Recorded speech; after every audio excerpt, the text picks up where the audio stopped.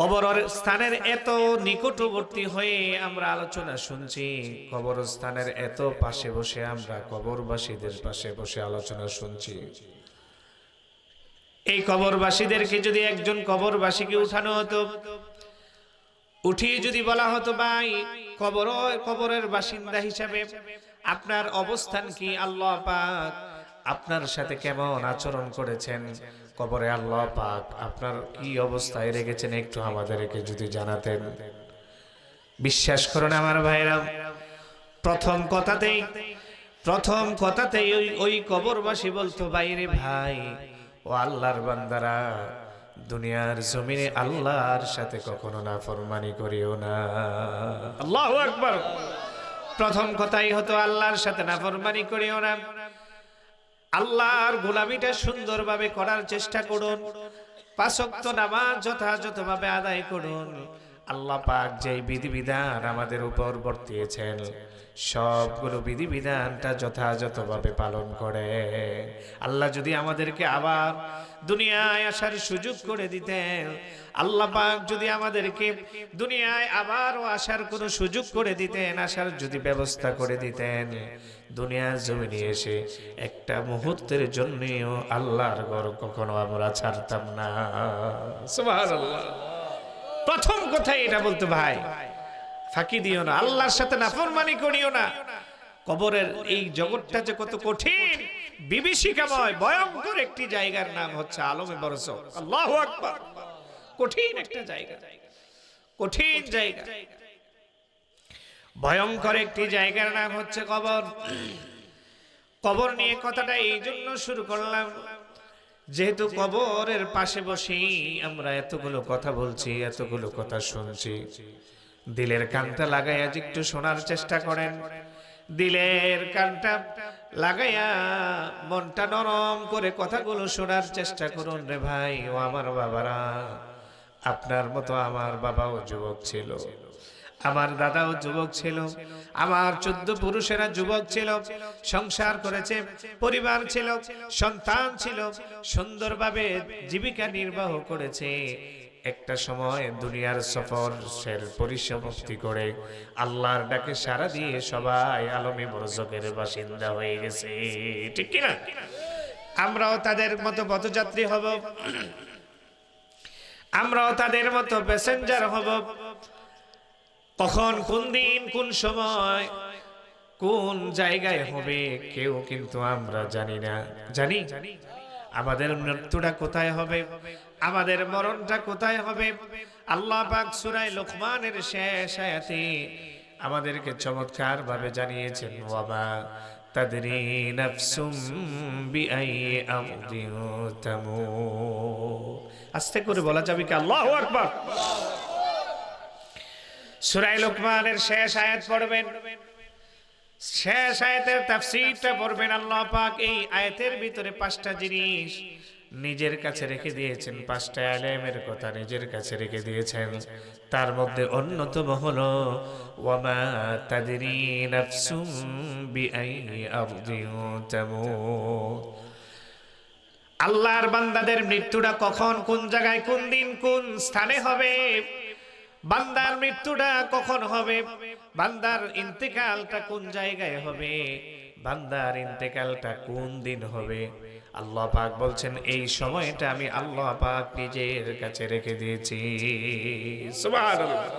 লটারির মতো যে কোনো সময় লেগে যেতে পারে। এই যে আমি এখানে বসে আছি, এই যে কথা বলতেছি, আল্লাহর হুকুম যদি এমন হয় যে আলোচনারত অবস্থায় তাকে নিয়ে আসো, আমার কি কিছু করার আছে? কথা বলে না, করার আছে? কিছুই নেই। এই যে আপনারা বসে আছেন, এই যে আপনারা বসে আছেন, প্যান্ডেলে আমরা বসে আছি, আল্লাহ পাক যদি আপনাকে আমাকে শক্তি না দেন, সক্ষমতা না দেন, আল্লাহ পাক যদি আমাকে সেই শক্তি না দেন, আমাদের দাঁড়ানোর কোনো কারো ক্ষমতা নাই, ঠিক কিনা? ও আমার ভাইরা, কি নিয়ে আমরা এত অহংকার করি, কি নিয়ে আমরা এত তাকাব্বুরি দেখাই, কি নিয়ে আমরা দুনিয়ার জমিনে একজন আরেকজনের পিছনে লেগে থাকি, কোন ক্ষমতার জোরে আমরা এত কিছু করি। ও আমার ভাইরা, সবচেয়ে বড় শিক্ষা হলো কবর, সবচেয়ে বড় শিক্ষা হলো কবর। আমাদের প্র্যাকটিক্যাল শিক্ষার নাম হচ্ছে কবর। এই কবরের পাশে আমরা বসে কথাগুলো শুনতেছি। আমার বাবা, আমার দাদা, আমার পূর্বপুরুষেরা, আপনার আমার পূর্বপুরুষেরা সবাই কবরের বাসিন্দা হয়ে গেছে, সবাই আলমে বরজকের বাসিন্দা হয়ে গেছে। আমরাও একদিন তাদের মতো কবরের প্যাসেঞ্জার হব, ঠিক না? এই জন্যে ভূমিকায় ছাড়াই আলোচনা শুরু করলাম, সাবজেক্ট ছাড়া। আমাকে সাবজেক্ট দেওয়া হয়েছে, সাবজেক্টের আলোচনা শুরু করবে একটু পরে। যেহেতু কবরবাসী কবর সামনে আছে, তাদের রুহের মাগফিরাত কামনায় বিশেষ করে মরহুম সুয়াগাজী সাহেবের স্মরণে আয়োজন, ঠিক না? উনিও তো এই জগতের একজন বাসিন্দা ছিলেন, ঠিক না? ছিলেন না? বিশিষ্ট জন ছিলেন হয়তো, বা যার জন্য ওনার স্মরণে আজকের এই বিশাল আয়োজন। আল্লাহু আকবার। এখন এই যে বিশাল আয়োজনের ভিতরে আমরা কত কিছু করতেছি, আল্লাহর জিকির করেছি, রাসূলুল্লাহ দরুদ সালাম পড়ছি, কোরআন সুন্নাহ থেকে কথাগুলো উপহার দেওয়ার চেষ্টা করছি। এগুলো কি ভালো জিনিস না খারাপ জিনিস? অবশ্যই ভালো। এবং বেহেশতি পরিবেশ, যেই বাগানগুলোর সাথে রাসূলুল্লাহ বলেছেন কি, এই বাগান, এই বসাটা, এই জলসাটা বেহেশতের পরিবেশে পরিগণিত করে দিয়েছেন কে? আল্লাহ। জোরে বলেন কে? আপনি যদি দোকানে বসতেন তাহলে কি এটা হতো? না। আপনি যদি অন্য কোথাও বসে গল্প করতেন সেটা কি হতো? না। এখানে আসার সবার সৌভাগ্য হবে না। যাদের খুশকিসমত, যাদের সৌভাগ্যবান, যারা আমরা, তারাই এই মাহফিলে আসবে এবং এই মাহফিলে বসে বসে আল্লাহর প্রশংসা, আল্লাহর তাসবিহ, আপনার গুণবাচক যত কিছু আছে সবগুলো শুনবে, পড়বে। এই পড়া দ্বারা তার জিহ্বাটা বহমান থাকবে। সুবহানাল্লাহ। আমার ভাইরা, আমাদের জীবনের সবচেয়ে বড় প্র্যাকটিক্যাল শিক্ষার নাম হচ্ছে কবর।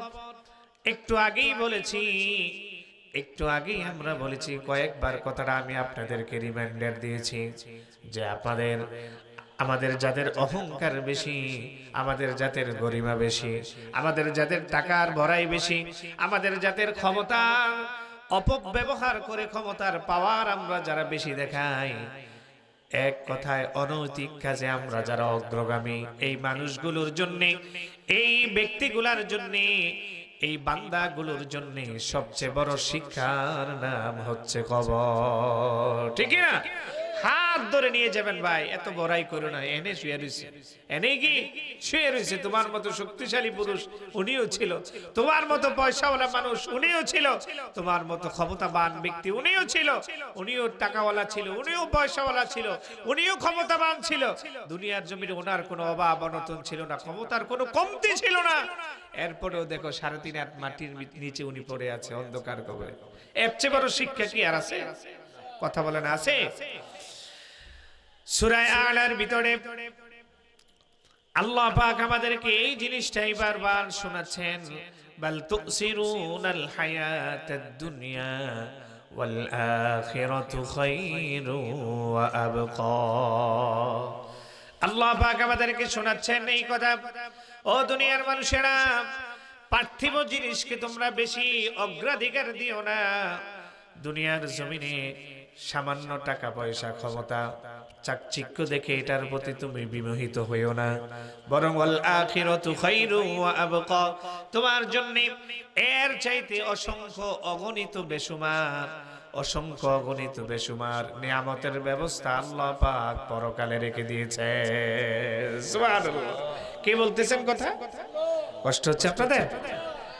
কোরআন থেকে বলছি তো, কোরআন থেকে শোনাবার চেষ্টা করছি।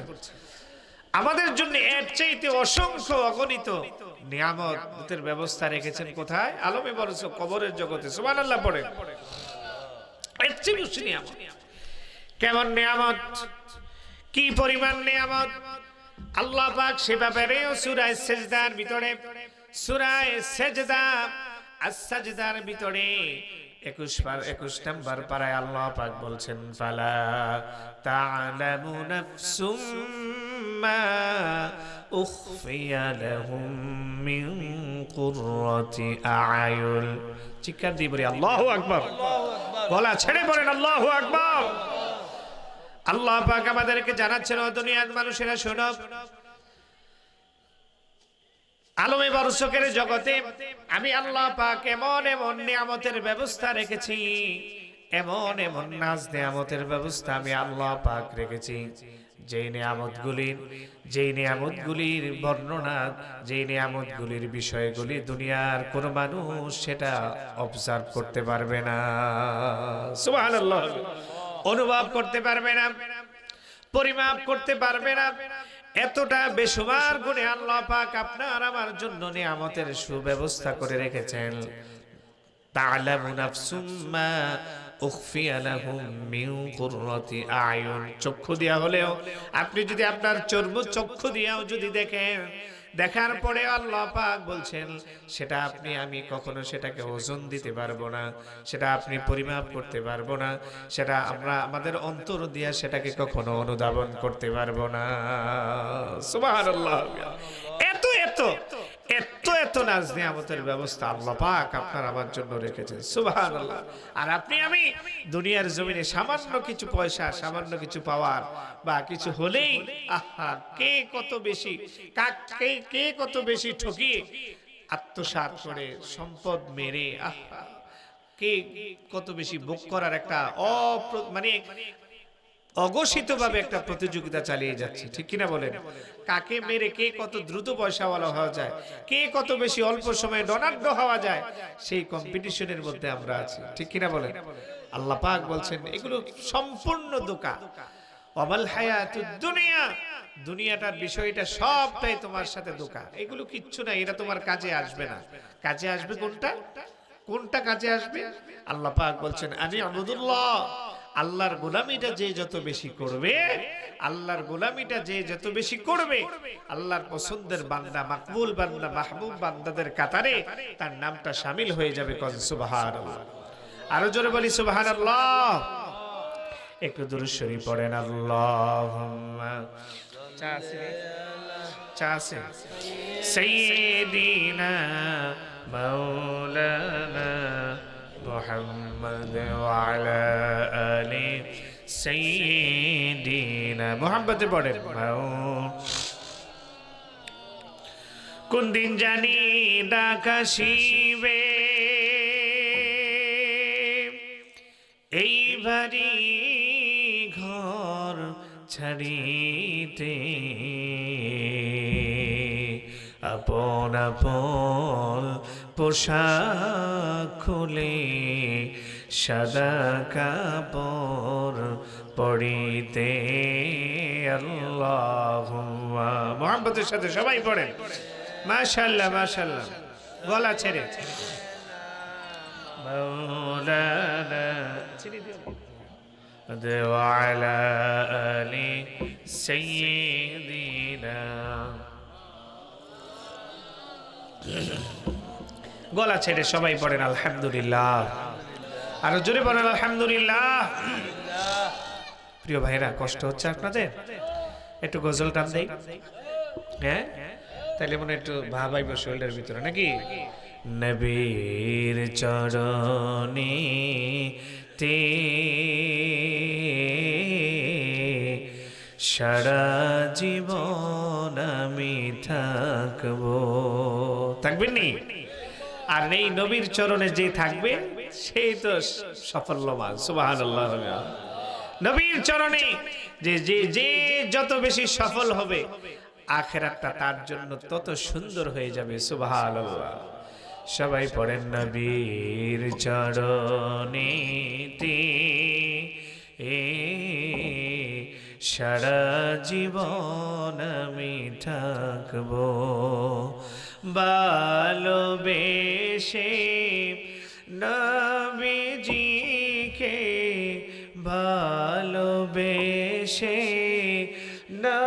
নবীজিকে হৃদয় মাঝে ভরে রাখবো। ও নবীর চরণেতে সারা জীবন আমি থাকবো। আল্লাহ যেন কবুল করে, কোন আমিন। দরুদ সালামে মিলাদ দরুদ সালামে মিলাদ কিয়ামে প্রাণ ভরে খুশি করব ও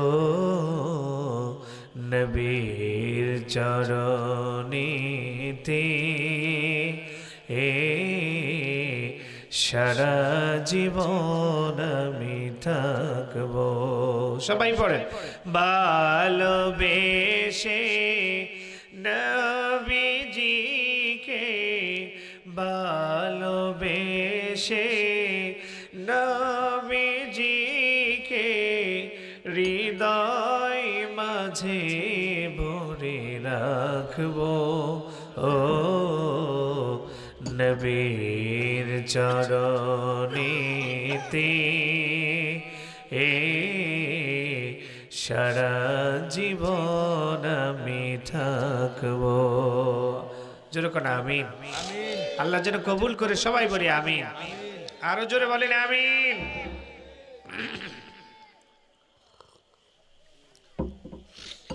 সম্মানিত সুধী, তো দুনিয়ার চাইতে আল্লাহ পাক অসংখ্য অগণিত বেশুমার নিয়ামতের ব্যবস্থা আল্লাহ পাক আলমে বারজকে রেখেছেন। কোন সুবহানাল্লাহ। প্রিয় ভাইরা, আমরা দুনিয়ার জমিনে যেহেতু এসেছি, আল্লাহর গোলামিটা যদি আমরা সঠিকভাবে না করি, আল্লাহর প্রতিনিধিত্বটা যদি আমরা সঠিকভাবে না করি, হাসরের ময়দানে আমরা কিন্তু আটক হয়ে যাবে, অ্যাটাক হয়ে যাব, আমরা কিন্তু ধরা পড়ে যাব।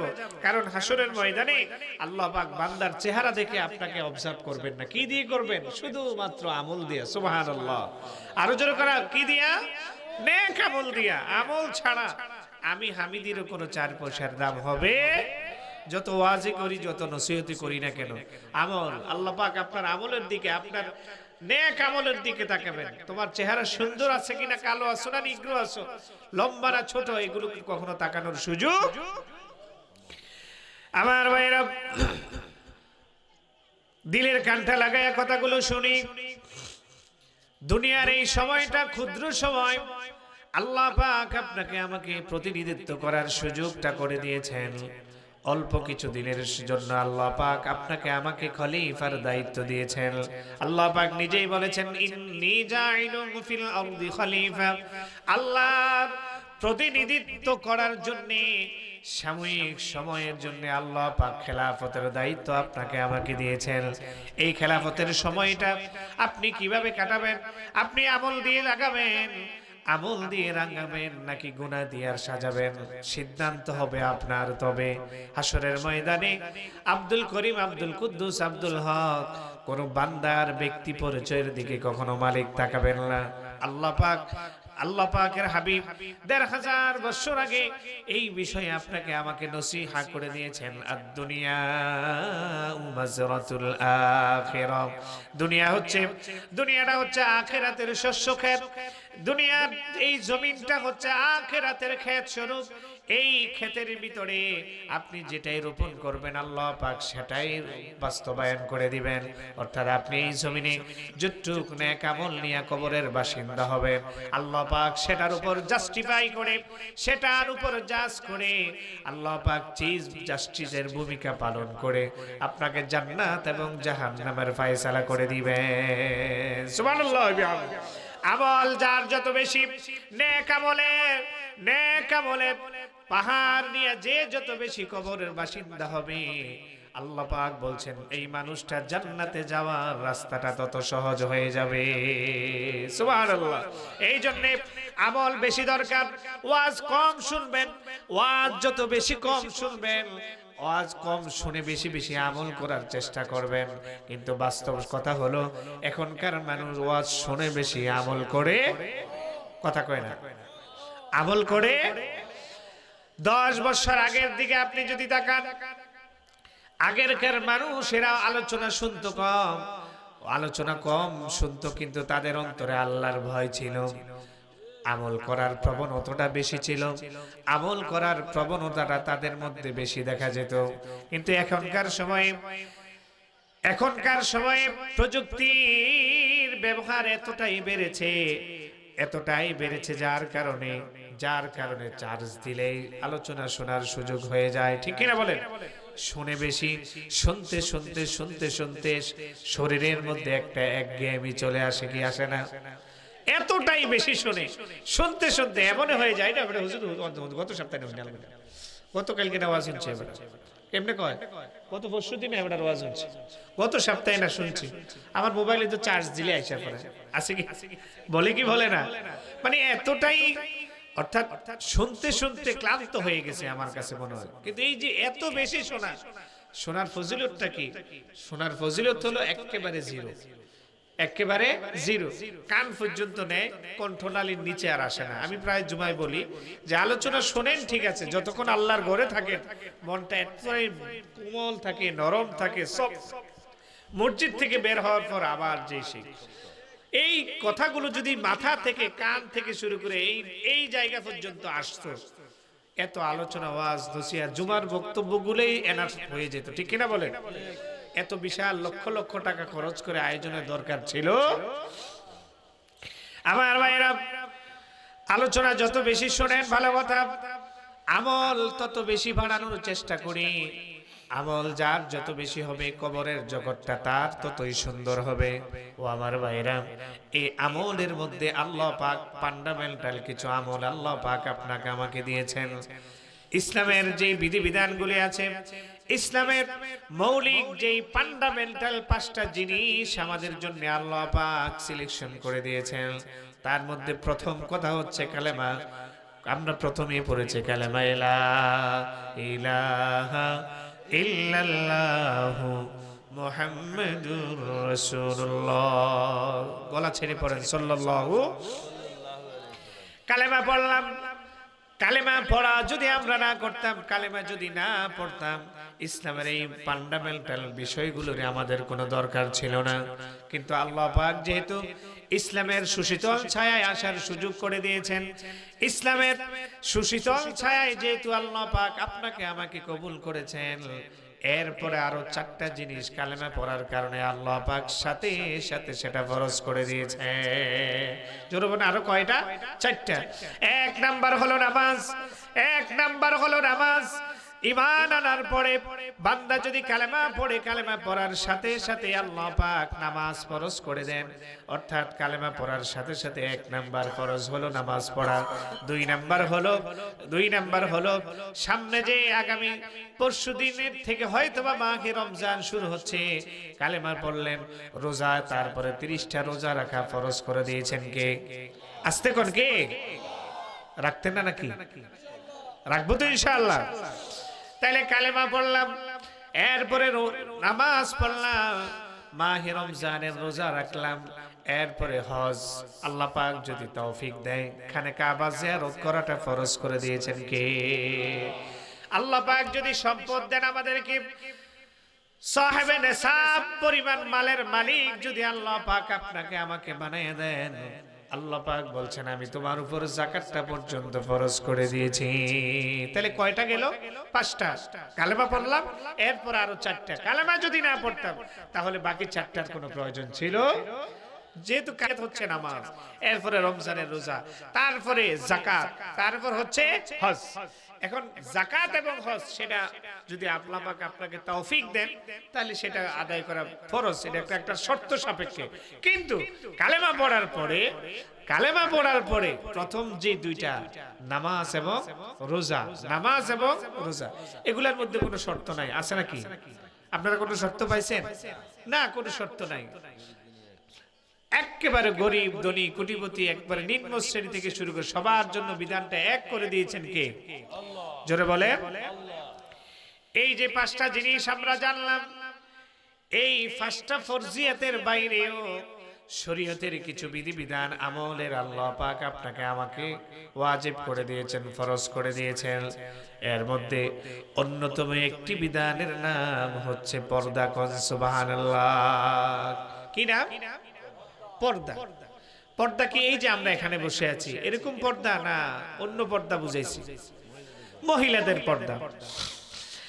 অনেক বাবা মা আছেন, নিজে 5 ওয়াক্ত নামাজ পড়েন বা জামাত নামাজ আদায় করেন, আছে না নাই?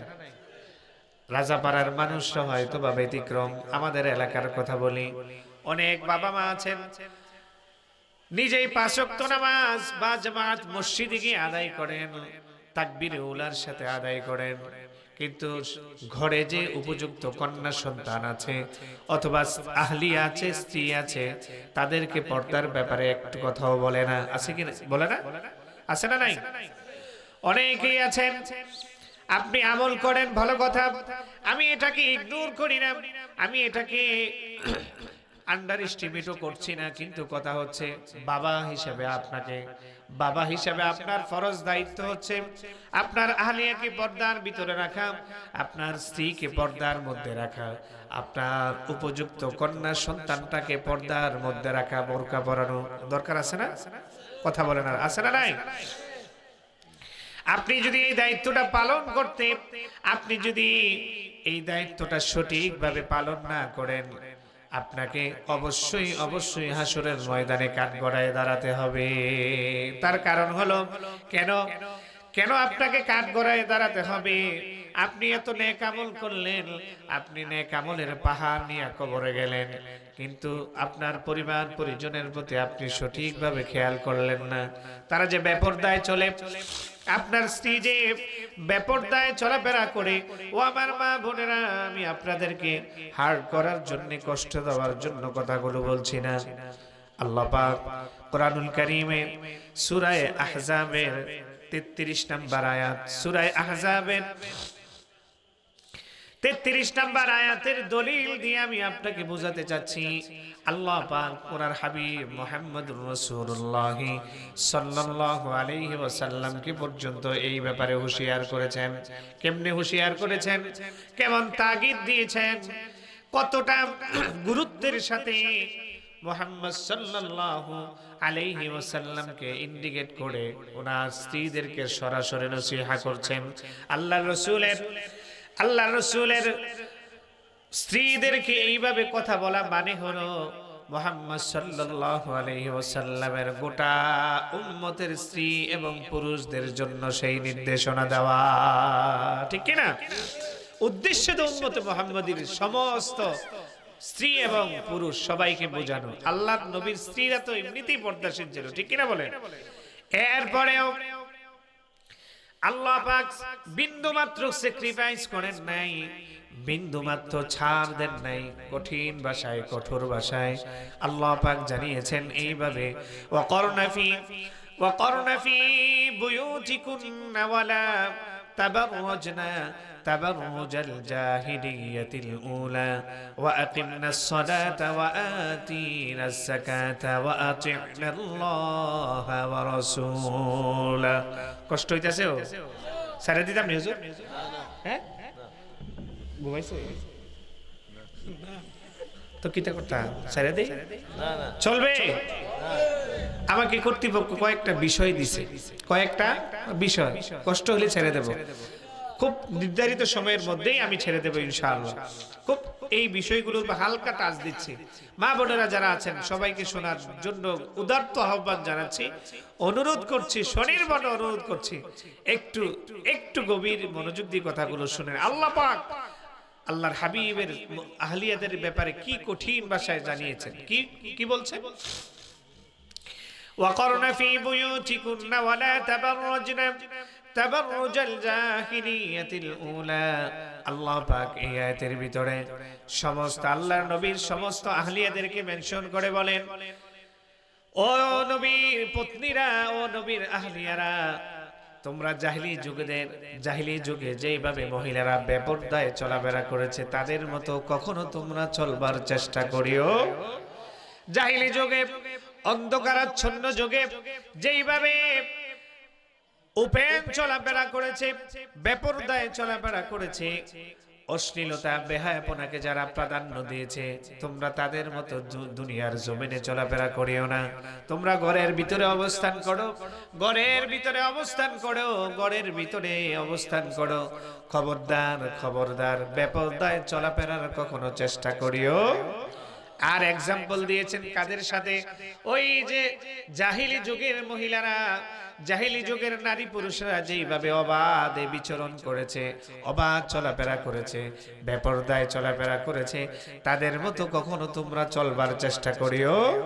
কে বলতেছেন কথাটা? আল্লাহ বলতেছেন। কাকে মেনশন করে? আমার নবী, আপনার নবী মুহাম্মদুর রাসূলুল্লাহ সাল্লাল্লাহু আলাইহি ওয়াসাল্লামকে বলছেন, হাবিব আপনি আপনার সকল আহলিয়াদেরকে জানান, বলে দেন তারা যাতে ঘরের ভিতরে অবস্থান করে। সুবহানাল্লাহ বলবেন না? রাগ করতেছেন আমার ভাইরা?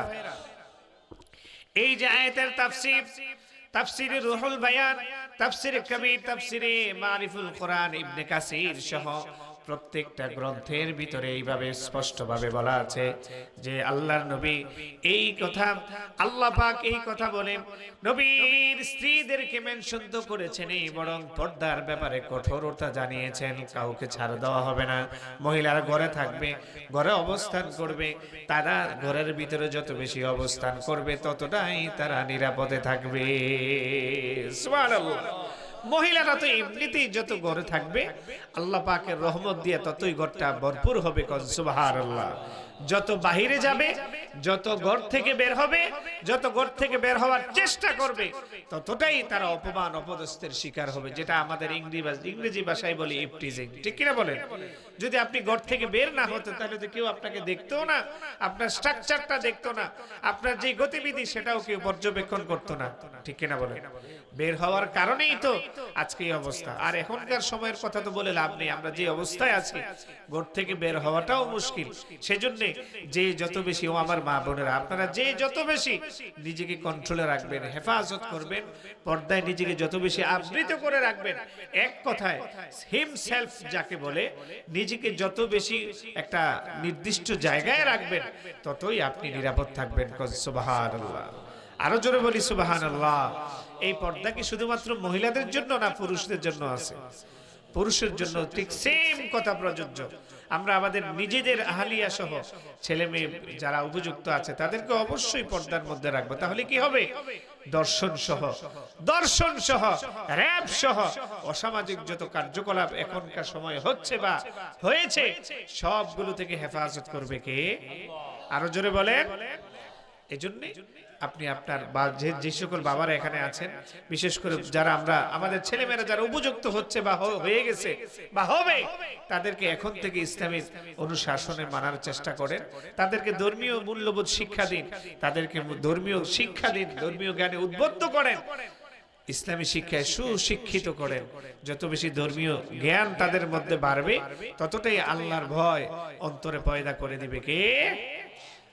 পর্দাটা আদায় বা পর্দা করা কি ফরজ? সবাই বলেন পর্দা করা কি? এই আয়াতে আল্লাহ পাক পর্দার ব্যাপারে নবীজির আহলিয়াদেরকে এইভাবেই বলেছেন, তোমরা ঘরে থাকো, জাহিলি যুগের পুরুষদের, নারী পুরুষদের মতো তোমরা ঘর থেকে বের হইও। এরপরে বরং পরের অংশে আল্লাহ পাক 4টা নির্দেশনা দিয়েছেন। জোরে বলেন কয়টা? প্রথমত নির্দেশনা দিলেন আমার ভাইরা, প্রথমত আল্লাহ পাক নির্দেশনা দিলেন ঘরের মধ্যে অবস্থান করো, পর্দায় অবস্থান করো, গৃহের ভিতরে অবস্থান করো। ওয়ালা তাবাররুজনা তাবাররুজাল জাহিলিয়াতিল উলা, জাহিলি যুগের নারী পুরুষের মতো তোমরা বিচরণ করিও না। এটা হলো প্রথম কথা। এরপরে আল্লাহ পাক বলতেছেন, আল্লাহ পাক নবীর আহলিয়াদেরকে বিশেষ করে নারী জাতিদেরকে আল্লাহ পাক স্পেশালি নির্দেশনা দিলেন, ওয়া আকিমনাস সালাতা ওয়া আতিনাস যাকাতা ওয়া আতি'নাল্লাহ ওয়া রাসূলা। আল্লাহ পাক তাদেরকে আরো 4টা নির্দেশনা দিলেন। এক নম্বরে নামাজ আদায় করা। নামাজ আদায় করার জন্য মহিলাদেরকে আল্লাহ পাক স্পেশাল নির্দেশনা দিলেন। পর্দার সাথে সাথে নামাজ আদায়ের নির্দেশনা দিয়েছেন কে? জোরে বলেন কে? আমার ভাইরা, রাজাপাড়ার মহিলারা অনেক শক্ত, অনেক শক্ত, আমলের দিক দিয়ে তারা অনেক মজবুত, কিন্তু এরপরও আমি একটা কথা জানাইয়া যাই, যেহেতু দাওয়াতটা দিয়েই ফেলছেন, হক কথা তো আমাকে বলতেই হবে। আমাদের এদিকের কথা বলি, আমাদের মা বোনেরা রোজা রাখার ব্যাপারে যত বেশি মজবুত, নামাজের ব্যাপারে ততটাই হস। ঠিক কিনা বলেন? রোজা রাখায় অনেক বেশি পাকা। রোজা রাখতে কোনো কার্পণ্য নাই, রোজা রাখতে তারা কোনো কিন্তু অলসতা করে না। যদি বলেন রোজা রাখো, নফল রোজা রাখো, তাও রাখবে। যদি বলেন নামাজটা যথাযথভাবে আদায় করো, এটার ব্যাপারে একটু একটু কি একটু নরম, একটু নরম, মানে রোজার ব্যাপারে যত কঠিন, যত মজবুত, নামাজের ব্যাপারে ততটাই হস। আপনাদের আশাপাড়ার মা বোনেরা কিন্তু অন্যরকম, মাশাআল্লাহ, নিশ্চয়ই তারা নামাজি, ঠিক কিনা বলেন? আল্লাহ যেন রাবিয়া বসরির মতো সবাইকে কবুল করেন, করে আমিন। রাবিয়া বসরির মতো নেককারিনী হিসেবে যাতে আমাদের মা বোনদেরকে বানাইয়া দেন, কবুল করেন, উচ্চ আওয়াজে বলে আমিন। আল্লাহ পাক এই আয়াতে বলছেন, পর্দা করার পরে ও আল্লাহর বান্দিরা, প্রথম নির্দেশনা হলো নামাজ আদায় করবা। ওয়া আকিমনাস সালাত, নামাজ আদায় করার ব্যাপারে স্বয়ং মালিক আপনাকে আমাকে তাকিদ দিয়েছেন। এরপরে বলছেন ওয়া আতিনাজ যাকাত, আল্লাহ পাক যদি আপনাকে আমাকে, বিশেষ করে মা বোনদেরকে যদি যাকাত সাহেবে নিসাবের মালিক বানায়া দেন, তাহলে যাকাত দেওয়া ফরজের বিধান করে দিয়েছেন কে? এগুলো ব্যাখ্যা করলে সময়ের দরকার। 3 নাম্বার হলো আল্লাহ এবং আল্লাহর রাসূলের ইতাআত, আনুগত্য করার নির্দেশনা দিয়েছেন কে? আমরা আনুগত্য করব কার? কথা বলে না, কার? ঘুমাচ্ছেন আপনারা? আমরা ইতাআতটা, আনুগত্যটা, অনুকরণ করব কাকে? আল্লাহ এবং আল্লাহর রাসূলকে। আল্লাহর রাসূলকে যে কনস্টিটিউশন আল্লাহ পাক দিয়েছেন, সেটা সঠিকভাবে মানার মাধ্যমেই রাসূলুল্লাহকে মানা হবে। কোন সুবহানাল্লাহ। আর আল্লাহ পাক নিজেই তো বলেছেন, রাসূলুল্লাহর ইত্তেবা করলে আল্লাহর ইত্তেবা হয়ে যায়। সুবহানাল্লাহ। আর আল্লাহর যদি ভালোবাসা পেতে হয়, আল্লাহর যদি ভালোবাসা আপনি পেতে চান, আল্লাহর মাহবুব বান্দা যদি হতে চান, পেয়ারা বান্দা যদি হতে চান, মাকবুল বান্দা যদি আপনি হতে চাই, রাসূলুল্লাহকে সম্মান জানিয়ে আল্লাহ পাক বলছেন ইউহিব্বুকুমুল্লাহ। আল্লাহু আকবার। আল্লাহ রাসূলের ইতাআত সুন্দরভাবে করে, রাসূলকে মানে, রাসূলুল্লাহ যে জিনিসগুলো নিয়ে এসেছেন সেগুলো যত বেশি আমরা আঁকড়ে ধরব, আল্লাহ পাক বলছেন ওই বান্দাগুলোই আমার প্রিয় বান্দা হয়ে যাবে। সুবহানাল্লাহ। আরো জোরে বলি সুবহানাল্লাহ। আল্লাহ তো ইচ্ছা করলে এখানে নিজের কথাও বলতে পারতেন, কিন্তু শর্ত দিয়েছে আমার পেয়ারা নবীকে, যে আমার নবীর অনুসরণ করো, ফাত্তাবিউনি, এই কথা বলেছেন, ফাত্তাবিউনি, আমার হাবিবের ইত্তেবা করো, ইতাআত করো, অনুসরণ করো। রাসূলুল্লাহ যা মানতে বলেছেন সেগুলো মানো, যা বর্জন করতে বলেছেন, পরিহার করতে বলেছেন, ছেড়ে দিতে বলেছেন, সেগুলো তোমরা ছেড়ে দাও। তাহলে কি হবে? তোমার জায়গা, তোমার অবস্থান হবে দাখালাল জান্নাহ। কোন সুবহানাল্লাহ। আমার ভাইরা, কোরআনুল কারীমে আল্লাহ পাক, কোরআনুল কারীমের অনেক জায়গায় আল্লাহর রাসূলকে সম্মান জানিয়ে আল্লাহ পাক এইভাবে বলেছেন, ওয়া আতিউল্লাহা ওয়ার রাসূল লাআল্লাকুম তুরহামুন।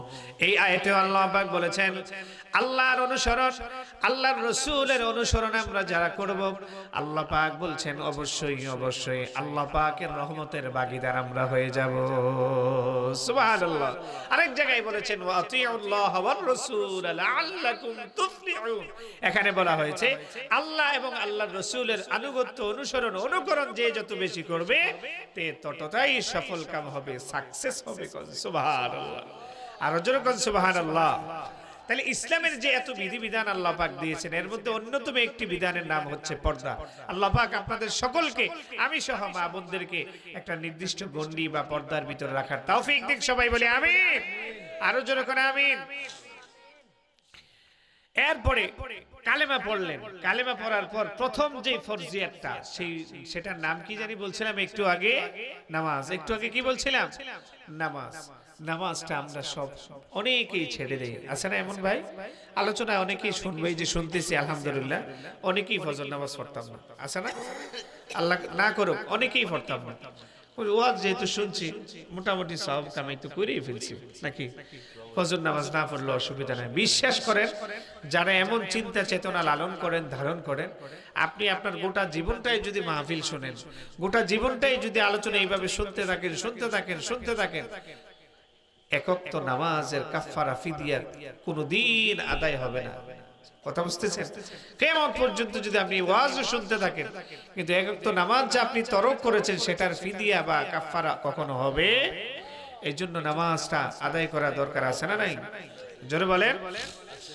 আমার ভাইরা, সূরা নূরের ভিতরে, সূরা নূরের 56 নম্বর আয়াতে আল্লাহ পাক এইভাবে আমাদেরকে জানিয়েছেন যে ওয়াকিমুস সালাতা ওয়া আতুজ যাকাতা ওয়া আতিউর রাসূল লাআল্লাকুম তুরহামুন। এই আয়াতের মধ্যেও আল্লাহ পাক বলছেন নামাজ আদায় করো, যাকাত দাও, আল্লাহ এবং আল্লাহর রাসূলের ইতাআত করো। ইতাআত মানে হলো আল্লাহ এবং আল্লাহর রাসূল যেইভাবে চলতে বলেছেন, যেই বিধিবিধান আপনাকে আমাকে দিয়েছেন সেইভাবে চলার জন্য চললে কি হবে? লাআল্লাকুম তুরহামুন।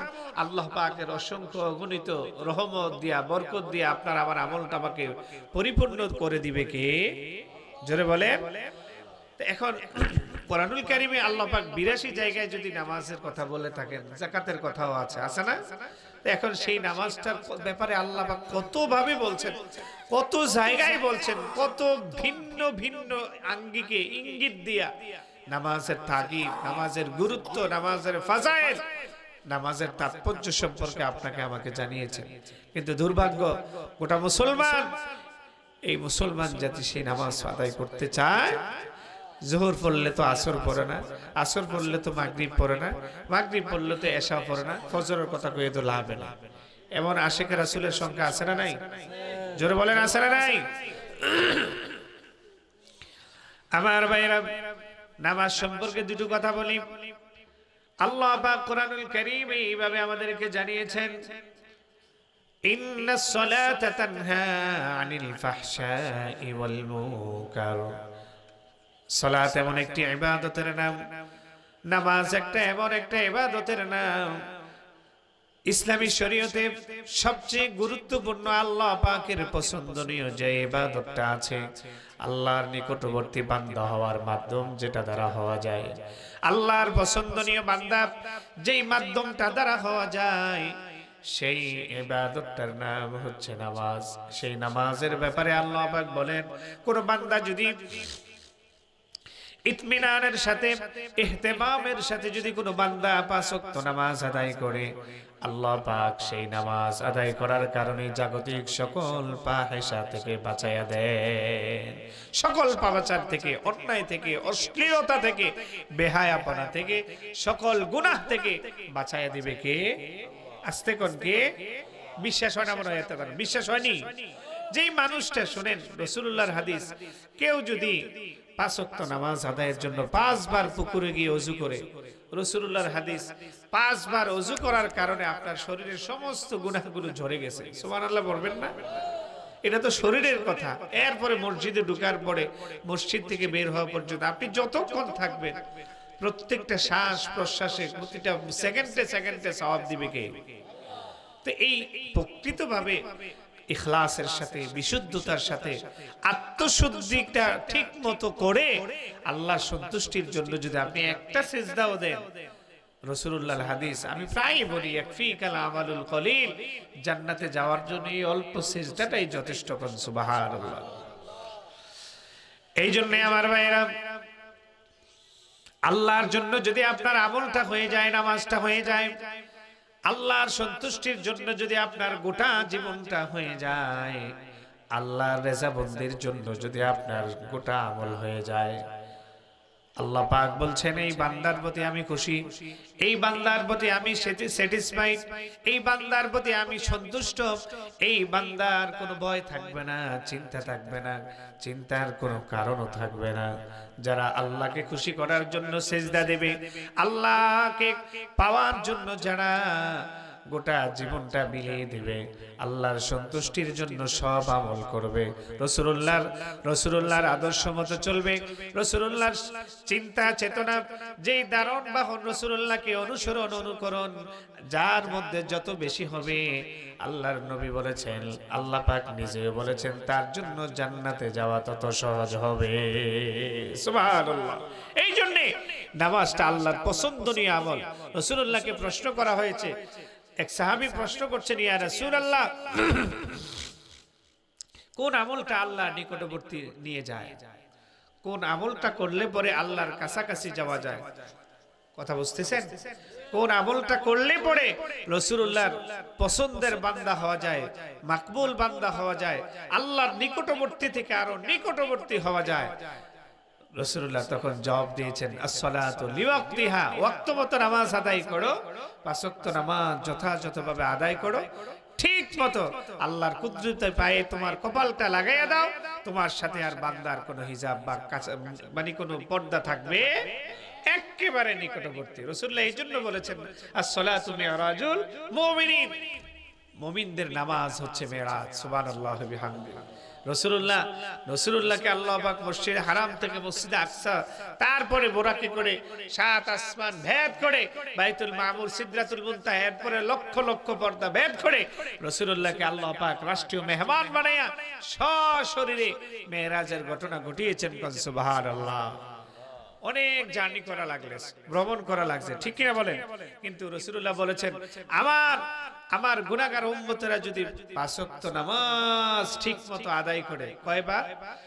পাঁচ ওয়াক্ত নামাজটাও যদি ঠিকভাবে আদায় করে, দৈনিক 5 বার মেরাজের সমান সফর হয়ে যাবে। সুবহানাল্লাহ। as-salatu mi'rajul, ইমানদারদের জন্য নামাজটাই কি মেরাজ। সুবহানাল্লাহ বলতে ইচ্ছে করে না? আল্লাহ যেন কবুল করে আমিন।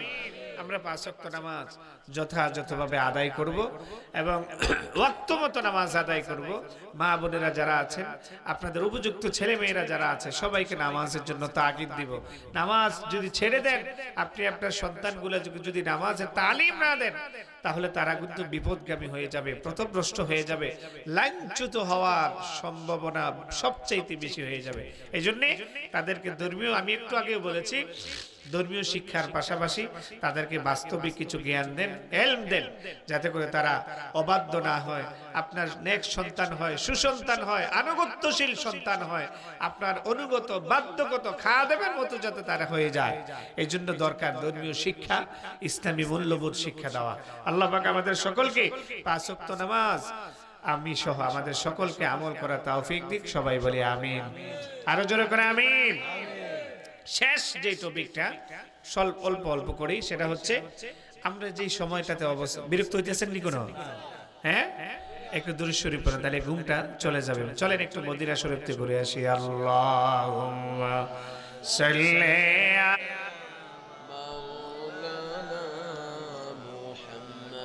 ওয়া আলা আলি সাইয়্যিদিনা নে যাও গো দয়াল প্রভু, ওই যে সোনার মদিনা,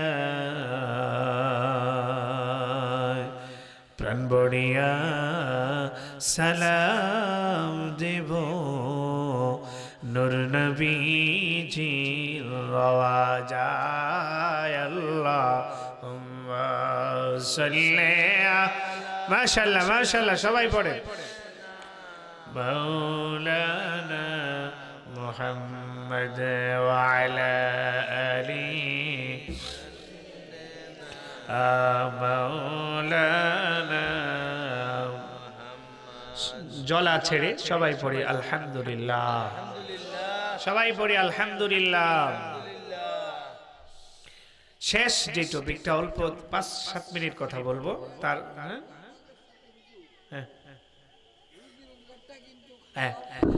দারুণ একটা কথা বলেছেন মুরব্বী, সুন্দর একটা কথা বলেছেন, ধন্যবাদ, জাযাকাল্লাহ খাইর। আপনি নামাজের ব্যাপারে এতক্ষণ যে স্বল্প সময় কথা বললাম, মুক্তাসার, আপনি নামাজ আদায় করলেন, ভালো কথা, কিন্তু এই নামাজ আদায়ের পাশাপাশি আপনি প্র্যাকটিক্যাল কথা বলি, পাশাপাশি জমি কোদাল দিয়ে আমরা সাইড চালাইতে আছে না নাই? কোপটা কেমনে জানি খারা দেয়, লাইলটা বাইঙ্গা জমিটা বড় হয়। আপনাদের রাজাপাড়া নাই, লাইল ঠেলেন, পাশাপাশি আরেকজনের সম্পদ খেয়ে ফেলেন, টাকা মেরে দেন, অন্যের হক খেয়ে ফেলেন, ভাইয়ের হক মেরে দেন, বোনের সম্পদ দেয় না, আছে না নাই? হ্যাঁ, ভাইয়ের সম্পদ ভাই খেয়ে ফেলে, বোনের যে একটা হক আছে সেটাও দিতে চায় না। এমন অসামঞ্জস্য কাজ কারবার আমাদের সমাজে আছে না নাই? মুরব্বীর কথা না, এটা আল্লাহ রসুলের হাদিস। আপনি যত নেক আমল নিয়ে কবরে যান না কেন, হালাল যদি আপনি না খান, শুনতেছেন কথা, ইবাদত কবুল হওয়ার প্রথম শর্তই হচ্ছে হালাল উপার্জন। কি? হালাল উপার্জন। আপনার সিজদা ততক্ষণই আল্লাহর কাছে মঞ্জুর হবে যখন আপনার শরীরটা হালাল জিনিস দ্বারা গঠিত হবে। সুবহানাল্লাহ। রাসূলুল্লাহর হাদিস সহিহ বুখারী এবং মুসলিমের বর্ণনা, আবু সাঈদ খুদরি এবং আবু হুরায়রা লম্বা হাদিস, সংক্ষেপে বলি, রাসূলুল্লাহ ইরশাদ করেছেন, ক্বালা রাসূলুল্লাহ সাল্লাল্লাহু আলাইহি ওয়াসাল্লাম, ইন্নাল্লাহা তাইয়্যিবুন লা ইয়াকবালু ইল্লা তাইয়্যিবা। ও আমার ভাইরা, লম্বা হাদিস, সংক্ষেপে শুধু অর্থটা বলে যাই। আমার আল্লাহ পাক পুত পবিত্র, আমার আল্লাহ পাক একেবারে নিষ্কলুষ, একেবারে পৌত পবিত্র। আর আল্লাহ পাক পৌত পবিত্র জিনিস ছাড়া কখনো কোনো কিছু গ্রহণ করেন না। এই কথার অর্থ হলো আপনার ইবাদতের মধ্যে, আপনার সোর্স অফ ইনকামের মধ্যে, যেমন রাসূলুল্লাহ সাল্লাল্লাহু আলাইহি ওয়াসাল্লাম ইরশাদ করেছেন, দোয়া কবুল হওয়ার শর্ত হচ্ছে 5টা। জোর বলেন কয়টা? কথা কয় না, কয়টা? মনে কথাটা পছন্দ হইতেছে না আপনাদের, কমন পড়ছে না, হ্যাঁ ছেড়ে দিতেন। ইবাদত কবুল হওয়ার শর্ত 5টা। জোর বলেন কয়টা? দোয়া কবুল হওয়ার শর্ত হচ্ছে 5টা। এগুলোর ব্যাখ্যা করতে গেলে শেষ টপিকের উপর কথা বলতে পারবো না, শুধু একটা শর্তের কথা বলি। রাসূলুল্লাহ বলেছেন দোয়া কবুল হওয়ার শর্ত 1 নাম্বার হচ্ছে আকলুল হালাল। আকলুল, 1 নাম্বার কথা হচ্ছে আকলুল হালাল, মানে হলো হালাল জিনিস খাওয়া। হালাল জিনিস খাওয়া, বৈধ জিনিসগুলো ভক্ষণ করা। আল্লাহ পাক যেই নিয়ামতগুলি হালাল করে দিয়েছেন, আল হালালু বাইয়িনুন ওয়াল হারামু বাইয়িনুন। হালালটা যেমন আল্লাহর হাবিব 1000 বছর আগে সুস্পষ্ট করেছেন, হারাম জিনিসগুলোর ব্যাপারেও আল্লাহ পাক ক্লিয়ারলি জানাইয়া দিয়েছেন, ঠিক কি না? এই জন্য আকলুল হালাল প্রথম শর্ত হলো ইবাদত কবুল হওয়া। দোয়া কবুল হওয়ার প্রথম শর্ত হচ্ছে সোর্স অফ ইনকামটা হতে হবে হালাল। সোর্স অফ ইনকামটা হতে হবে হালাল, খাওয়ার জিনিসটা হালাল, ব্যবহারের জিনিসটা হালাল, সব জিনিসটা, অর্থাৎ ব্যবহার থেকে শুরু করে আপনার সোর্স অফ ইনকাম সহ সবটা যদি হালাল হয়ে যায়, আপনার একটা সেজদাই আল্লাহ পাকের কাছে, একটা সেজদাই মাকবুল সেজদা মঞ্জুর হয়ে যাবে। হারাম খেয়ে যদি আপনি অট্টালিকার মালিক হন, প্রাচুর্যের মালিক হন, ক্ষমতার মালিক হন, অঢেল সম্পদের আপনি মালিক হলেন, কোনো 4 পয়সার দাম নাই, আপনি দুনিয়ার জমিনে রাজত্ব করে গেলেন, দুনিয়ার জমিনে সম্পদের ভোগ করে গেলেন, এই সম্পদটাই আপনার জন্য হাসরের ময়দানে আপনার জন্য কালসাপ হয়ে যাবে। আপনার সম্পদের মুখে আল্লাহ পাক খুলে দিবেন, সম্পদ আপনার বিপক্ষে সাক্ষ্য দিবে। নাউজুবিল্লাহ বলেন। এই জন্য এই সাবজেক্টের কথা বলে আরো অনেক কথা আছে, শুধুমাত্র এতটুকুন জানাই, এতটুকুন বলি। প্রিয় ভাইরা, ও আমার মা বোনেরা, ও আমার কলিজার টুকরা যুবতী মেয়েরা, শোনো ভালো করে, যে আকলুল হালালটা যদি সুন্দর না হয়, এটা যদি ক্লিয়ার না হয়, এটার মধ্যে যদি ভেজাল থাকে, আপনার আকলুল হালালটা যদি নির্ভেজাল হয়, অল্প আমলেই নাজাতের জন্য যথেষ্ট। কোন সুবহানাল্লাহ, আরো জোরে কোন সুবহানাল্লাহ। ধন্যবাদ মুরব্বী কথাটা যোগ করে দেওয়ার জন্য। আপনি যদি নামাজ যত বেশি পড়েন না কেন, যাকাত যত বেশি দেন না কেন, যত বেশি দান সদকা করেন না কেন, আপনি যত বেশি ধর্মীয় কাজে আপনি নিজেকে ইনভলভ রাখেন না কেন, আপনি সমাজের বিশিষ্টজন, আপনি সমাজের ব্যবসায়ী, আপনি এলাকার মেল দরবার করেন, আপনি প্রভাবশালী, কিন্তু আপনার সোর্স অফ ইনকামটা হারাম দিয়ে ভরপুর। দুনিয়ার জমিনে আপনি সম্মান পাচ্ছেন ঠিকই, কিন্তু আল্লাহর কাছে আপনার 4 পয়সার দাম, আরো যেরকম দাম, তো এই ব্যক্তিত্ব দিয়ে আপনার কি হবে ভাই? কোনো লাভ নেই। আর দুনিয়ার সফলতা দিয়ে কিন্তু আল্লাহ পাক আপনাকে হাসরের ময়দানে বিচার করবেন না। দুনিয়ার সফলতা দিয়ে, দুনিয়ার সাফল্য দিয়ে, দুনিয়ার সাকসেসফুলতা দিয়ে আল্লাহ পাক হাসরের ময়দানে আপনাকে কিন্তু বিচার করবেন করবে কি দিয়া? আমল দিয়া। জোরে বলেন কি দিয়া? আপনার চেহারা সুন্দর, আপনি শর্ট ব্যক্তি, আপনি লম্বা ব্যক্তি, আপনি রাশিয়ান মানুষের মতো সুন্দর, তাকিয়ে থাকতে ইচ্ছে করে না। ওয়ালাকিন ইয়ানজুরু ইলা কুলুবিকুম ওয়া আ'মালিকুম, বরং আল্লাহ পাক বান্দার কলবের দিকে তাকান আর আমলের দিকে তাকাবেন। কোন সুবহানাল্লাহ। আরো জোরে বলি সুবহানাল্লাহ। প্রিয় ভাইরা, আলোচনা রিঙ্গার হয়ে যাচ্ছে, লম্বা হয়ে যাচ্ছে, বিরক্ত হয়ে যাচ্ছেন আপনারা। হ্যাঁ, ছোট্ট আর 5টা মিনিট কথা বলবো। কয় মিনিট? 5 মিনিট। জোরে বলেন কয় মিনিট? আমরা যে শুনেন, এখনই স্টার্ট দেওয়া হয়ে যাবে, একটু পরে ইনশাআল্লাহ। অসুবিধা হইতো না, একটু 5টা মিনিট সবর করেন। সেটা হচ্ছে আমরা যে সময়টা আছি ভাইরা, অনেক অভিভাবকই কমপ্লেইন করেন, অনেক অভিভাবকই অভিযোগ করেন যে হুজুর আমার ছেলেরা কথা শোনে না, আমার ছেলেটা কথা শোনে না, আমার ছেলেটা আমার আনুগত্য করে না, আমার সন্তানটা, আমার মেয়েটা লাইনচ্যুত হয়ে গেছে, আমার সন্তানটা কি হয়ে গেছে? বিপদগামী হয়ে গেছে, অপরাধ মুখর হয়ে গেছে, আমার আউট অফ কন্ট্রোলে চলে গেছে। এমন অভিযোগ করে কি করে না? কথা বলে না। আপনাদের আশাপাড়া নাই মনে হয়, প্রত্যেকটা ছেলে মেয়ে আনুগত্যশীল নাকি? আমার ভাইরা ও আমার ভাইরা, কলিজার টুকরা যুবকেরা শোনো, বাবা মা কত বড় নিয়ামতের নাম। বাবা মার খেদমত যারা যেই সন্তানগুলি করবে, বিশেষ করে যুবক ভাইদেরকে বলছি শোনো, ও আমার কলিজার টুকরা যুবকেরা, তোমার সাথে আমার কোনো দ্বন্দ্ব নাই, তোমার সাথে আমার ব্যক্তি দ্বন্দ্ব নাই। জমি নিয়ে পাশাপাশিও আমরা জমি চাষ করি না, লেনদেনও নাই, কিচ্ছু নাই, কিন্তু কোরআন থেকে কথাগুলো শোনাই। আল্লাহ পাক কোরআনুল কারীমে বলেছেন, ওয়ালা তানহারহুমা ওয়ালা তানহারহুমা ওয়ালা তানহারহুমা। এর আগে আরো অনেক কথা আছে, এই শব্দটা এই জন্য নিলাম, এই কোরআনুল কারীমের এই দুটা শব্দ, একটা আয়াতের বিশেষ একটা অংশের দুটা শব্দ আমি আপনাদের সামনে তেলাওয়াত করলাম। এই আয়াতের পার্ট অফ অংশের অর্থ হলো, ও দুনিয়ার সন্তানেরা শোনো, মা বাবাকে কখনো ধমক দিও না, মা বাবাকে চোখ রাঙাইয়া কথা বলিও না, মা বাবার সাথে দুর্ব্যবহার করিও না, তাদের সাথে সদাচরণ করো, তাদের সাথে কখনো উচ্চ সুরে, তাদের সাথে ধমক দিয়া, চোখ রাঙাইয়া, অদ্যত্বের মতো করে, অহংকারের সাথে, অহংকারের বশবর্তী হয়ে কখনো তাদের সাথে বড় আওয়াজ দিয়া কথা বলিও না।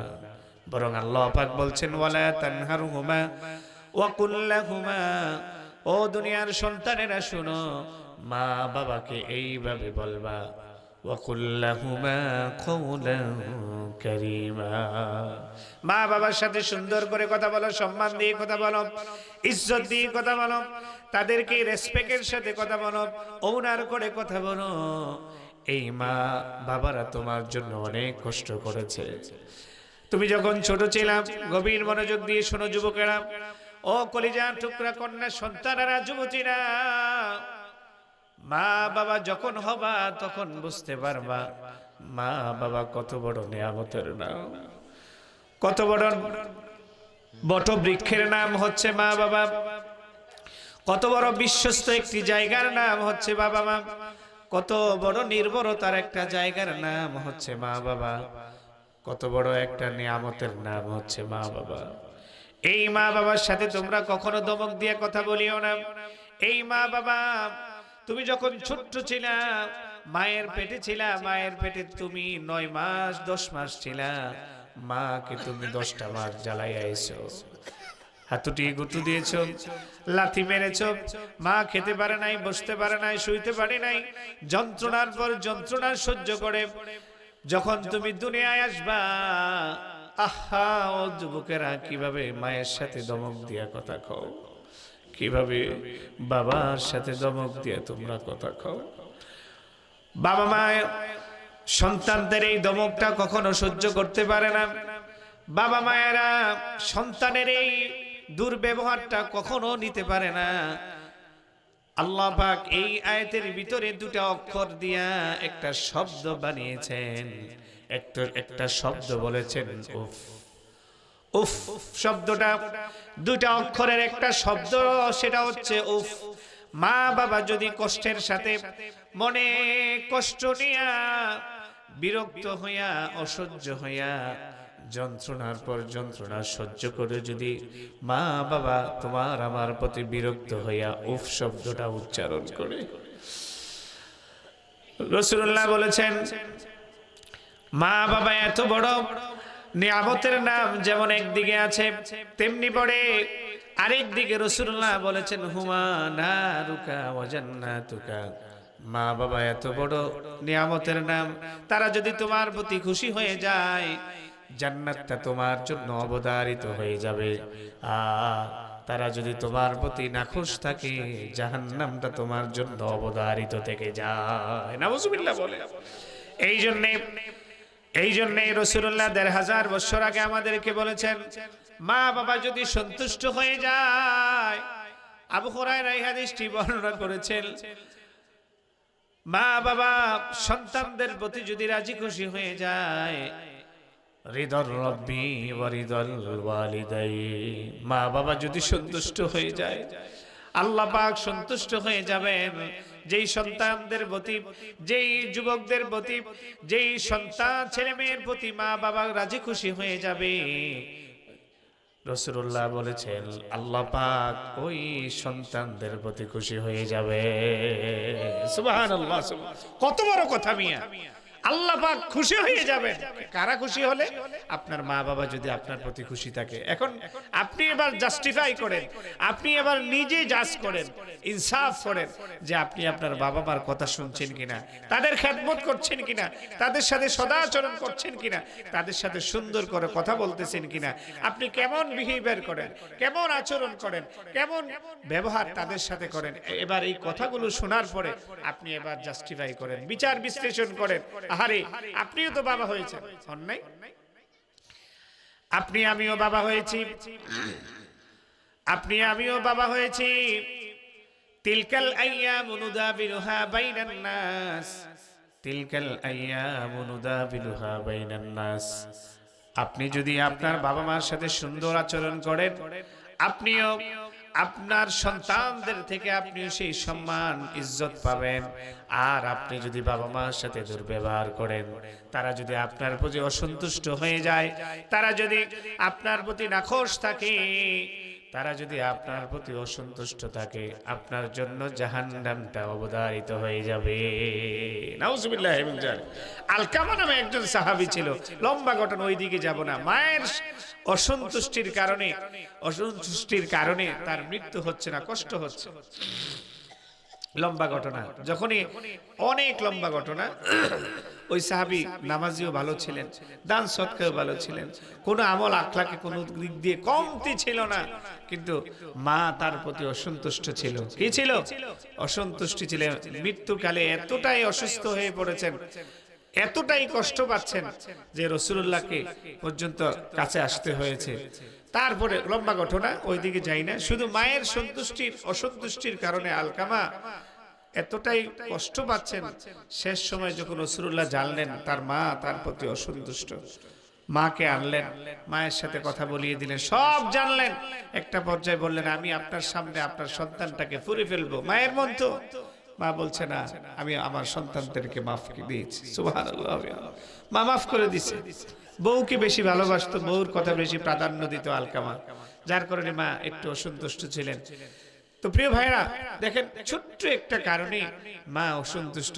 আলকামার মতো একজন সাহাবী, জলিলুল কদর সাহাবী পর্যন্ত জাহান্নামের বাসিন্দা হয়ে যাচ্ছিলেন। মা যখন সন্তানের প্রতি রাজি খুশি হয়ে গেছে, আল্লাহ পাক তাকে মাফ করে দিয়েছেন, ওই লোকটা জান্নাতের মেহমান হয়ে গেছে। সুবহানাল্লাহ বিহামদি। আরো অনেক কথা মা বাবার ব্যাপারে আল্লাহ পাক বলছেন কোরআনুল কারীম অনেক জায়গায়। শুধু এইটুকুন বলি, ওয়াকফিদ লাহুমা জানাহাজ যুল্লি মিনার রাহমা। আল্লাহ পাক আমাদেরকে এই আয়াত শেষ করে আমি আলোচনার ইতি টানব। গোটা পৃথিবীর সকল সন্তানদেরকে, ছেলে মেয়েদেরকে আল্লাহ পাক স্পেশালি এই আয়াত দ্বারা মেনশন করেছেন। এইভাবেও দুনিয়ার মানুষেরা শোনো, তোমরা কিভাবে তোমাদের মা বাবার জন্য দোয়া করবা, কিভাবে তাদের জন্য ইস্তিগফার করবা, কিভাবে তাদের জন্য দোয়া করবা, কিভাবে তাদের জন্য সব রেসানি প্রেরণ করবা। আমি তোমাদেরকে বলে দিই, রব্বির হামহুমা কামা রব্বায়ানি সগীরা। আস্তে করে বলা যাবে কি? রব্বির হামহুমা কামা রব্বায়ানি সগীরা।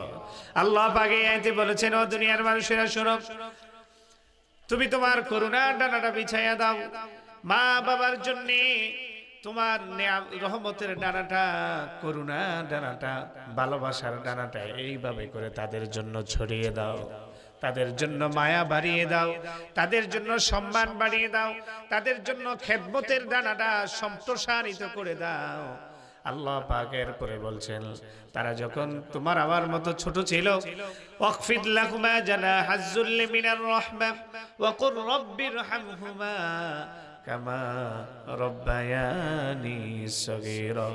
আর এইভাবে দোয়া করো, আয় আমার মাবুদ, আয় আমার আল্লাহ, আমাদের ছোটকালে আমাদের মা বাবা যেইভাবে করে আমাদের স্নেহের কোলে, রহমতের কোলে, ভালোবাসার কোলে লালন পালন করেছে গো মালিক, ওগো আল্লাহ, তুমি তোমার রহমতের ডানা দিয়া আমাদের মা বাবাকে কবরে রহমতের কোলে লালন পালন করো। আমিন। আরো জোরে করে আমিন। সেজন্য প্রিয় ভাইরা, প্রিয় যুবকেরা, ও আমার কলিজার টুকরা মেয়েরা, বিশেষ করে উঠতি বয়সী ছেলে মেয়েরা, মা বাবার সাথে বেয়াদবি করা যাবে? অবশ্যই না, অবশ্যই না। বরং বাবা মায়ের খেদমত করবা, তাদের আনুগত্য করবা, তাদের কথা শুনবা, তাদের উফ শব্দটা মুখ দিয়ে কখনো বের করার চেষ্টা করিও। এই উফ কথাটা মানে বিরক্তি, এই কথাটা যদি তারা সত্যি সত্যি বলে ফেলে, তোমার আর অবস্থা শেষ হয়ে যাবে, কঠিন অবস্থা আমাদের হয়ে যাবে। আল্লাহ পাক আপনাকে আমাকে, বিশেষ করে আমার কলিজার টুকরা যুবক যুবতীদেরকে মা বাবার খেদমত করার তৌফিক এনায়েত করুক। সবাই বলি আমিন। প্রথমে আমরা পর্দা করার চেষ্টা করব, কোরআন সুন্নাহ অনুযায়ী রাসূলুল্লাহ যেভাবে করতে বলেছেন সেইভাবে করব। আমাদের উপযুক্ত ছেলে মেয়েদেরকে সেই শিক্ষা দেব। মা বোনদেরকে যারা আছেন তারা আপনার ঘরে থাকবেন, স্বামীর আনুগত্য করবেন, পর্দায় থাকার চেষ্টা করবেন, এটা ফরজ বিধান। আমরা চেষ্টা করব আমাদের ছেলে মেয়ে সহ সকলকে এই বিষয়টা শিক্ষা দেওয়ার জন্য। নাম্বার 2, নামাজ। মুরু আওলাদাকুম বিসসালাত ইজা বালাগু সাবা। রাসূলুল্লাহ, তিরমিজির হাদিস, রাসূলুল্লাহ বলেছেন, আপনার আমার সন্তানের বয়স যখন 7 বছর হবে, তাদেরকে কি করো? নামাজের তালিম দাও, নামাজের শিক্ষা দাও, নামাজের জন্য অ্যাডভাইস করো। সুবহানাল্লাহ বলবেন না? ওয়াদরিবুহুম ইজা বালাগু 10। আর যখন তাদের বয়স 10 বছর হবে, তাদেরকে প্রহার করো, শাসন করো, পিটাইয়া হলো নামাজের শিক্ষা দাও। সুবহানাল্লাহ পড়েন। জন্য প্রিয় ভাইরা, আমরা যারা মা বাবা আছি, অভিভাবক আছি, আমরা আমাদের সন্তানগুলোকে নামাজের শিক্ষা দেব, নামাজ যথাসময়ভাবে আদায় করব, মসজিদে গিয়ে নামাজ আদায় করব। এরপরে বাবা মার খেদমতের ব্যাপারে যে সংক্ষিপ্ত কথা বলেছি, আল্লাহ পাক আপনি আমি সহ আমাদের সকলকে মা বাবার খেদমত করার তৌফিক এনায়েত করুক। সবাই বলি আমিন।